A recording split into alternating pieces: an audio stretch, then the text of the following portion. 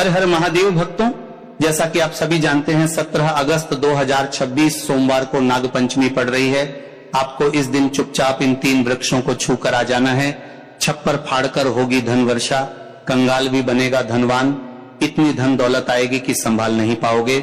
जन्मों जन्मांतर की गरीबी तत्काल हो जाएगी दूर।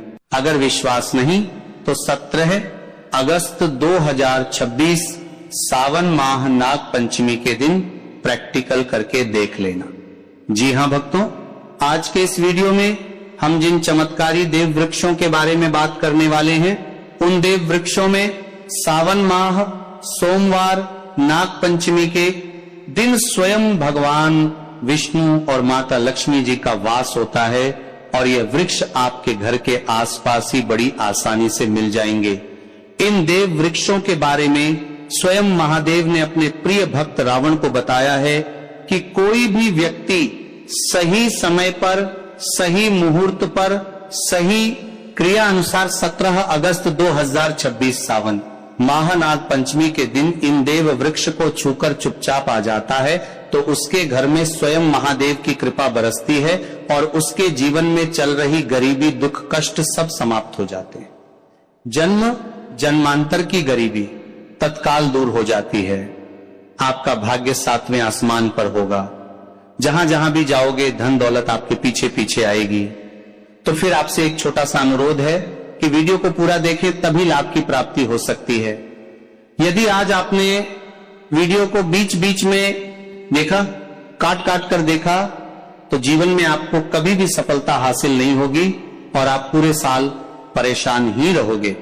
साथ ही भक्तों, इस वीडियो में हम आपको ऐसे पेड़ बताएंगे जिन्हें छूने मात्र से आपकी गरीबी तत्काल दूर हो जाएगी। जी हां भक्तों, मां लक्ष्मी की आप पर ऐसी कृपा होगी कि आने वाले समय में आप धनवान बन जाओगे।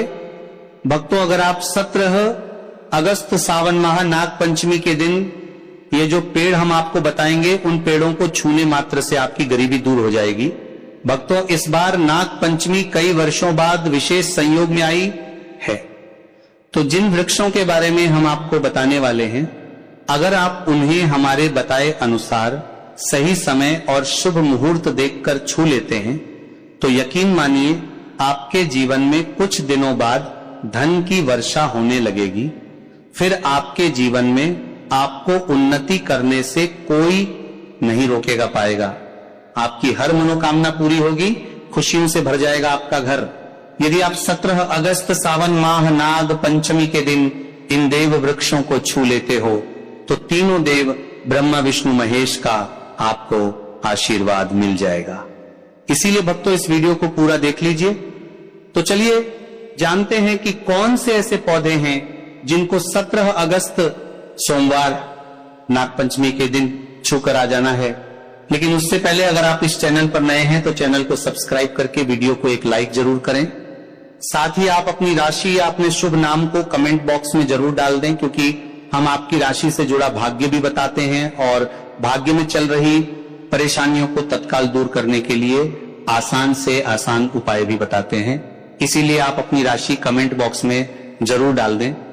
तो भक्तों, उन चमत्कारी वृक्षों को बताने से पहले हम आपको 17 अगस्त सोमवार नाग पंचमी के बारे में जानकारी दे देते हैं। 17 अगस्त 2026 सोमवार को पड़ने वाली नाग पंचमी हिंदू धर्म का एक पवित्र त्योहार है। इस दिन नाग देवता और भगवान शिव की पूजा की जाती है। मान्यता है कि नागों की पूजा करने से सर्प भय दूर होता है, काल सर्प दोष से मुक्ति मिलती है और घर में सुख, शांति व रक्षा बनी रहती है। इस वर्ष सावन सोमवार का विशेष संयोग भी है। तो भक्तों, सबसे पहले तो आप सभी 17 अगस्त सोमवार नाग पंचमी के दिन इन पौधों को किसी भी समय यानी कि किसी भी टाइम आप छूकर आ सकते हो, उसमें कोई भी दिक्कत वाली बात नहीं है। चलिए अब हम आपका ज्यादा समय बर्बाद न करते हुए बताते हैं कि कौन कौन से पेड़ पौधे को छूना चाहिए। भक्तों, हमारे हिंदू धर्म में देवी माता रानी के अनेक स्वरूप कहे गए हैं, जिसमें वृक्षों को भीमा देवी के स्वरूप कहा जाता है।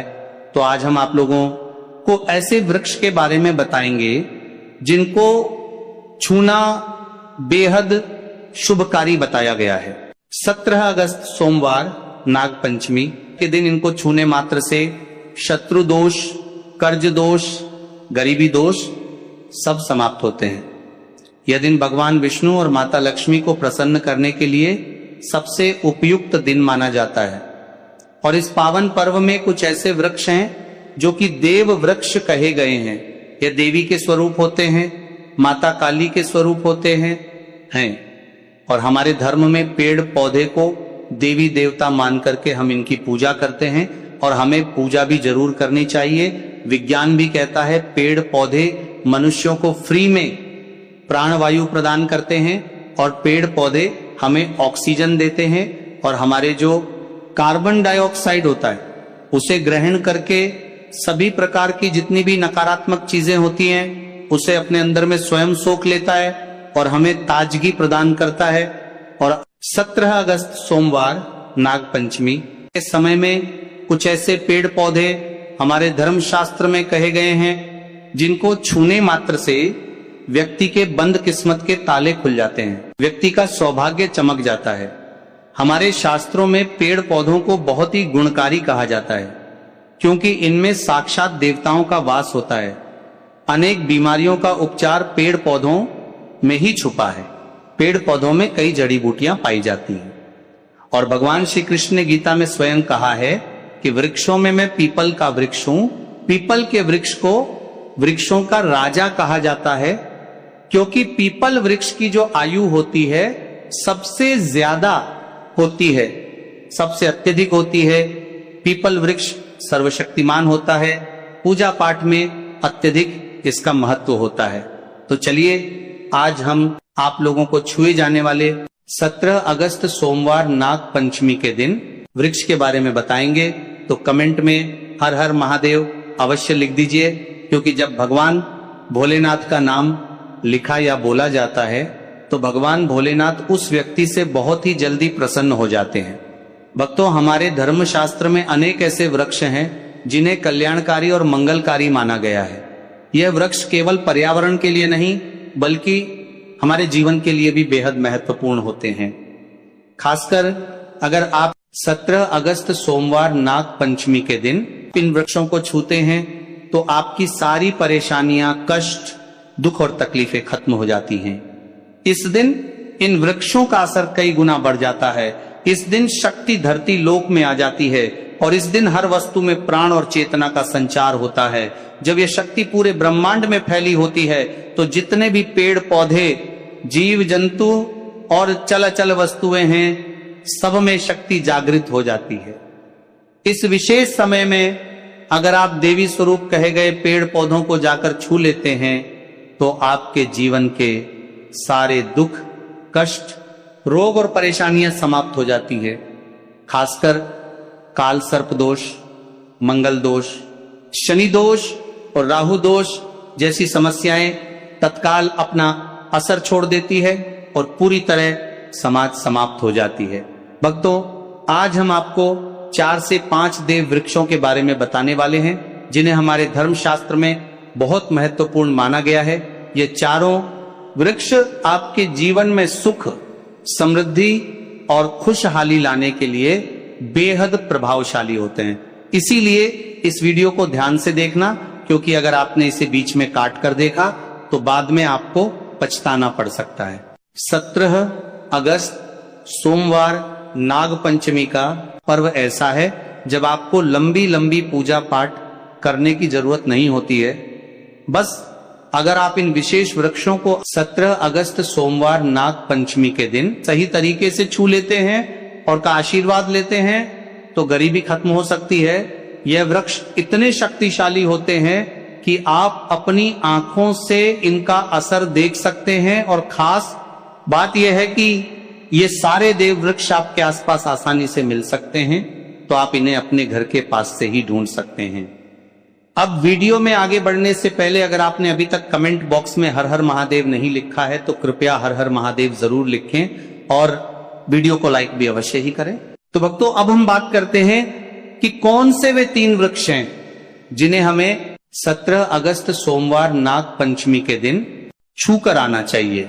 ये वृक्ष ना सिर्फ आपके जीवन को खुशहाल बनाते हैं, बल्कि आपकी गरीबी और दुख दर्द को भी समाप्त कर दिया देते हैं। इसलिए हम चाहेंगे कि आप सब इन वृक्षों की पूजा जरूर करें और इन्हें छुएं, क्योंकि इस दिन इन वृक्षों की पूजा करने से आपको अनगिनत लाभ मिल सकते हैं।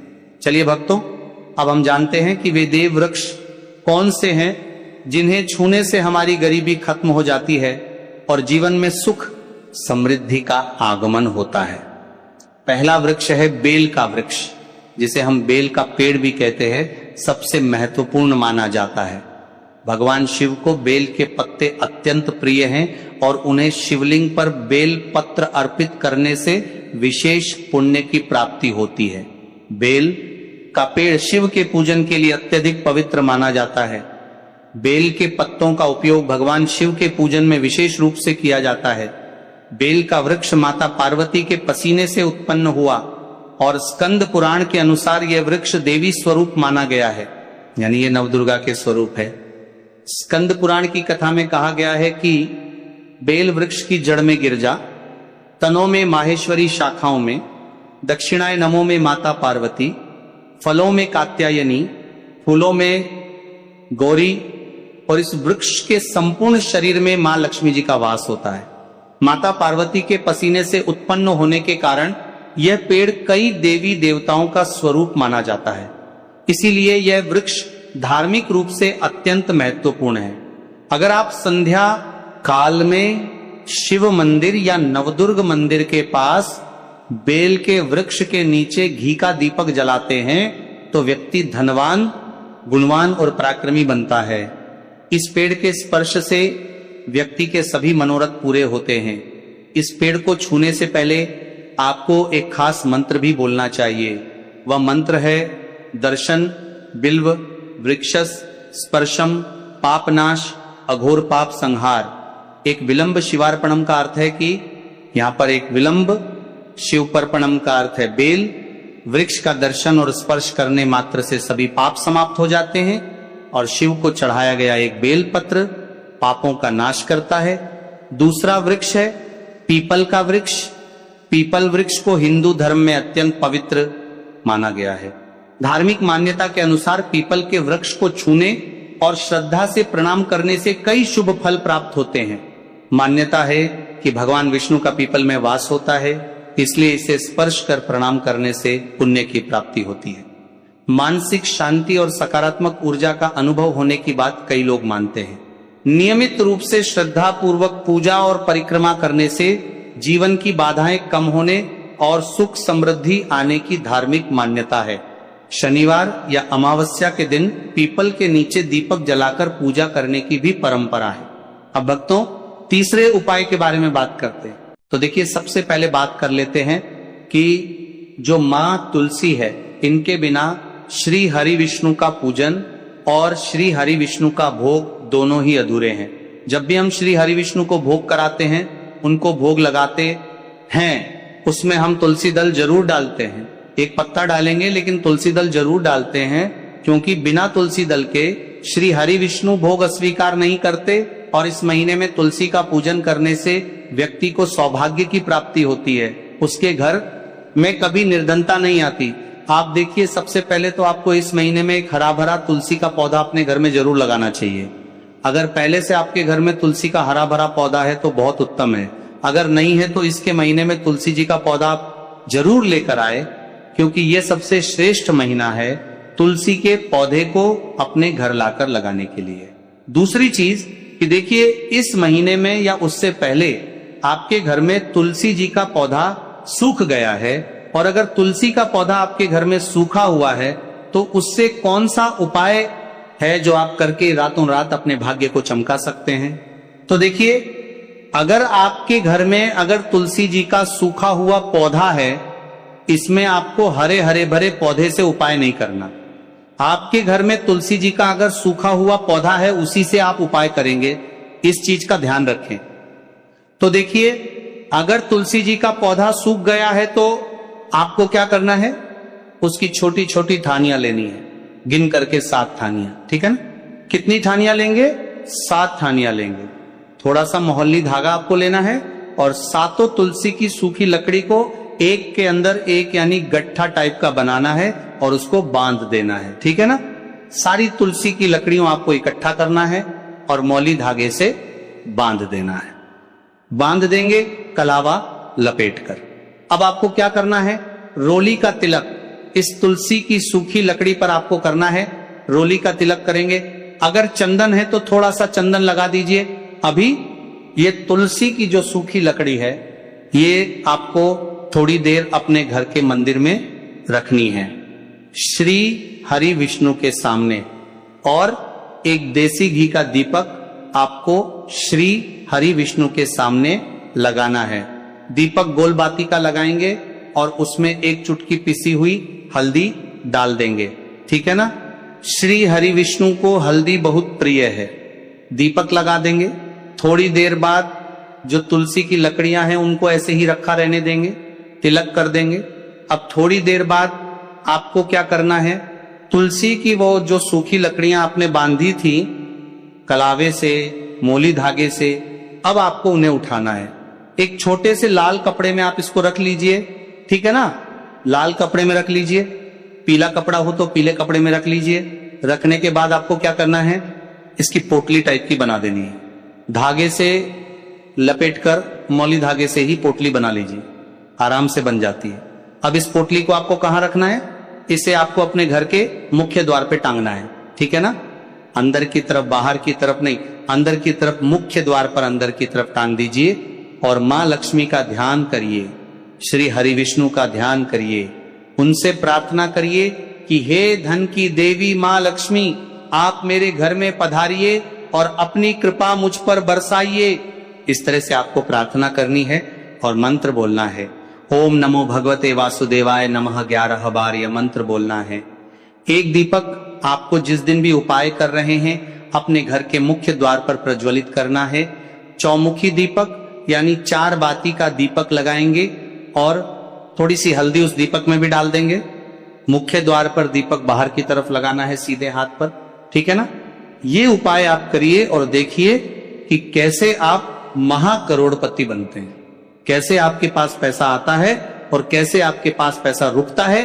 तो ये वही उपाय है जो रातों रात आपके भाग्य को चमकाएगा और आपको महाधनी बनाएगा। भोलेनाथ, मेरे निर्णयों में विवेक दीजिए, मेरे व्यापार में ईमानदारी बनाए रखिए और मुझे गलत लाभ से बचाइए। अगर आप विद्यार्थी हैं तो कहिए, बाबा मेरे मन को एकाग्रता दीजिए और मुझे अपनी मेहनत पर विश्वास करना सिखाइए। अगर आप घर संभालते हैं तो कहिए, महादेव मेरे परिवार में सुख, शांति और संतोष बनाए रखिए। देखिए भक्तों, भगवान शिव के सामने हर व्यक्ति की अपनी अलग प्रार्थना हो सकती है, लेकिन एक चीज सबकी समान होनी चाहिए, श्रद्धा। अब जब पूजा पूरी हो जाए तो अपने हाथों में जल लेकर एक छोटा सा संकल्प लीजिए।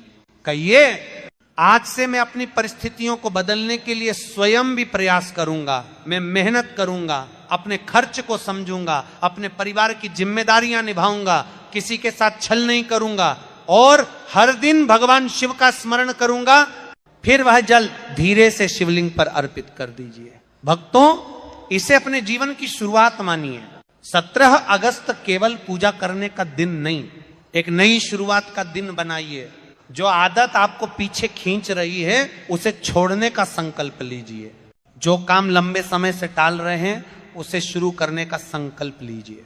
जिस व्यक्ति से माफी मांगनी चाहिए उससे माफी मांगने का साहस रखिए और जिस गलती को बार बार दोहरा रहे हैं उसे रोकने का निर्णय लीजिए। क्योंकि महादेव के सामने संकल्प लेना आसान है, लेकिन उस संकल्प को जीवन में निभाना ही असली परीक्षा है।